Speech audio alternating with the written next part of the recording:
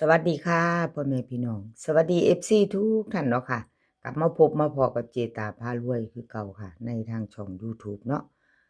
กับขอบุญขอบคุณบ่ว่าจะเป็น FC เก่า FC ใหม่ค่ะที่เข้ามาเป็นกำลังแรงใจให้เจตาเนาะค่ะคลิปนี้เจตาก็จะว่างแนวทางของลาวพัฒนาค่ะ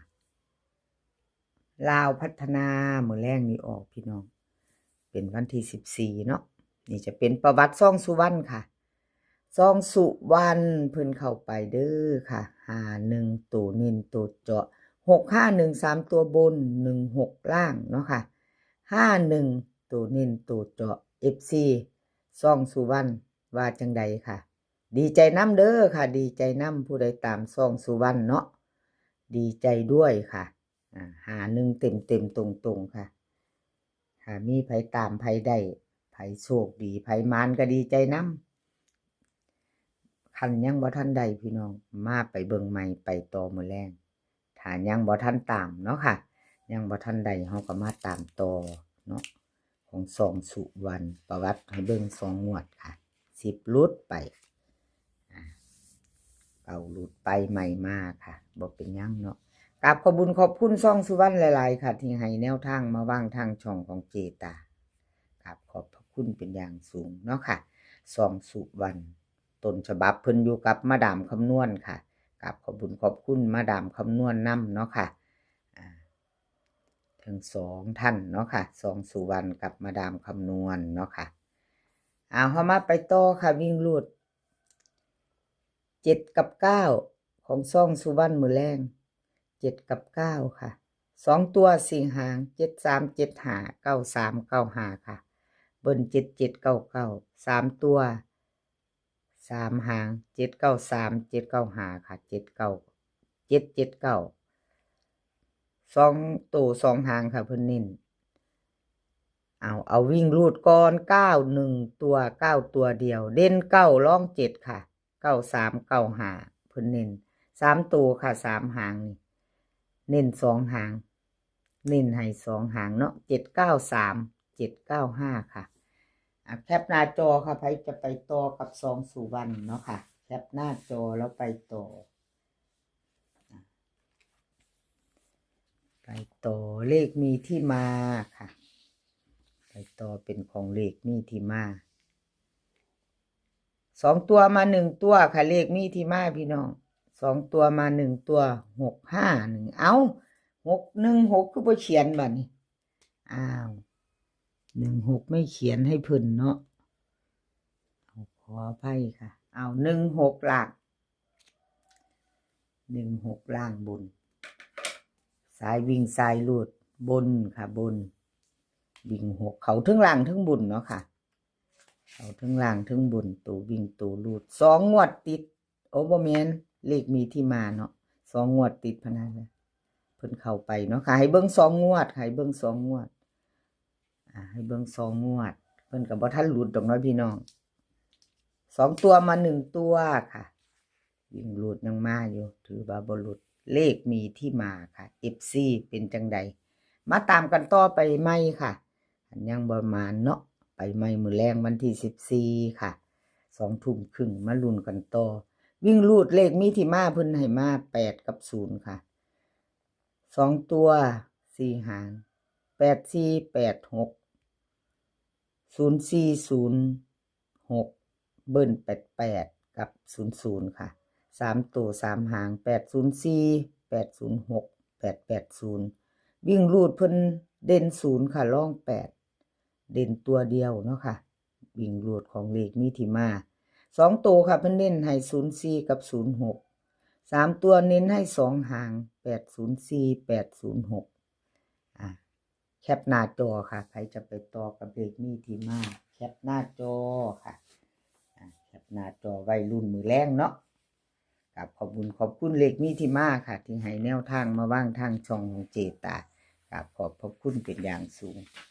เอาชอเชษชัยค่ะหนุ่มน้อยหน้ามนคนรูปหล่อ2ตัวมา1ตัวอยู่ค่ะชอเชษชัย2ตัวมา1ตัวค่ะวิ่งรูด6เอาไป6บน6ล่างเนาะค่ะ6513ตัวบน16ล่าง ช่อเชษชัยวิ่งรูดเข้าไป6ค่ะไผวิ่งน้ำช่อเชษชัยได้ทั้งบนทั้งล่างเนาะพี่น้อง FC ช่อเชษชัยหนุ่มรูปรอเป็นจังใดไปตามไผใดไผมานบ่อันยังบ่ทันได้ก็แคปหน้าจอไว้เด้ออันใหม่เพิ่นวันที่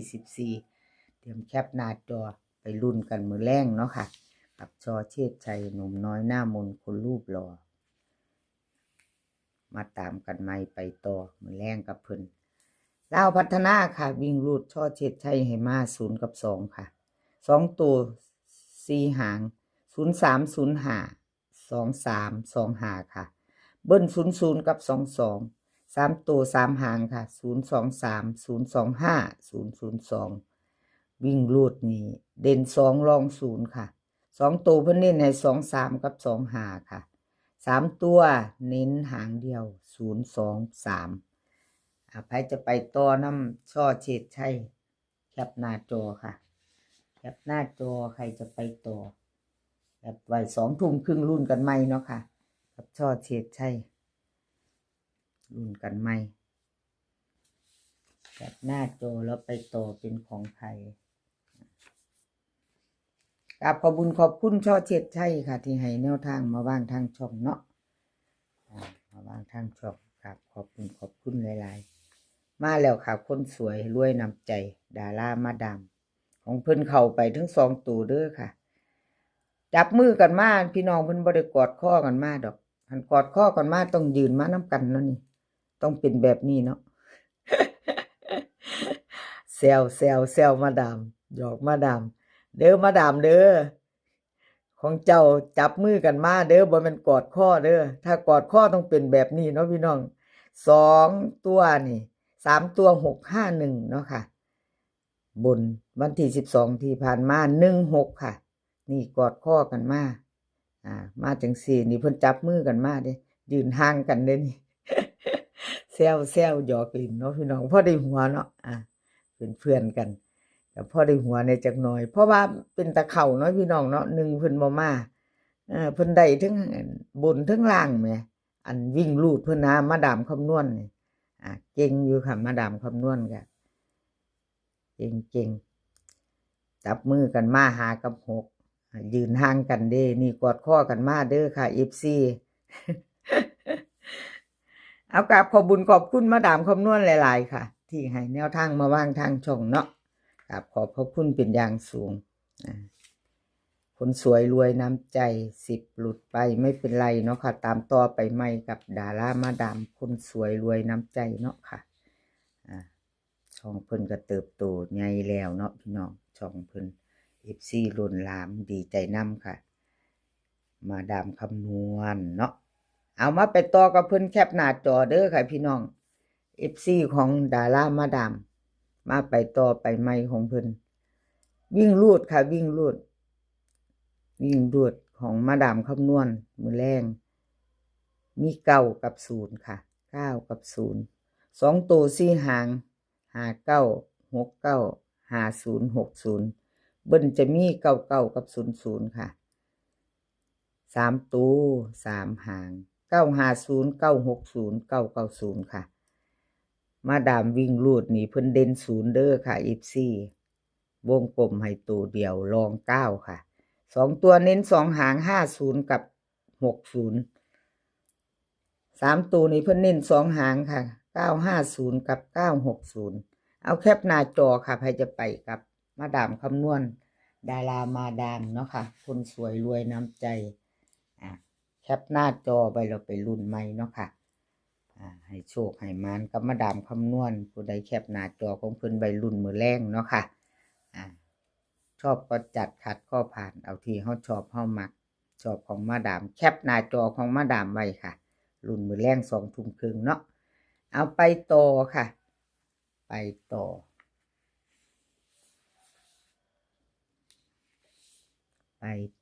เลขรับนางฟ้ารับนางฟ้าค่ะพี่น้องรูดไปวันที่12เนาะ651 3ตัวบน16ล่างของเลขรับนางฟ้าบ่เดินเนาะค่ะบอกเขาบ่เป็นหยังค่ะให้กำลังแรงใจคือเก่าที่ตาให้เบิ่งแค่2 งวดเด้อค่ะคลิปนี้ให้เบิ่ง2 งวด หลุดแล้วหลุดเลยไม่เป็นไรเจตาให้กำลังแรงใจเลขรับนางฟ้าค่ะวันที่14มื้อแรง2 ทุ่มครึ่งรุ่นกันใหม่ไปต่อเนาะค่ะไปต่อกับเลขรับนางฟ้าวิ่งรูดเพิ่นให้มา1กับ3ค่ะ2ตัว4หาง1 7 1 9 3 7 3 9เบิ้ล11กับ33ค่ะ3ตัว3หาง1 3 7 1 3 9 1 1 3วิ่งรูดเพิ่นเด่น3ร่อง1ค่ะ2ตัว3 7 3 9เน้นให้2หาง3ตัวเน้นหางเดียวค่ะ1 3 9เอาแคปหน้าจอค่ะใครจะไปต่อกับเพิ่นเนาะเลขรับนางฟ้ากับขอบคุณขอบคุณหลายๆที่ให้แนวทางมาบ้างทางช่องเนาะค่ะคลิปนี้ขอให้พี่น้องโชคดีกับเล่าพัฒนามื้อแรง2 ทุ่มครึ่งมื้อนี้ขอให้มีความสุขค่ะขอให้สุขภาพร่างกายแข็งแรงกันทุกคนเดินทางไปไสก็ขอให้ปลอดภัยเดินทางไปขอให้มีโชคค่ะกลับมาขอให้มีชัยคลิปหน้าพอกันใหม่คลิปนี้ก็สวัสดีค่ะ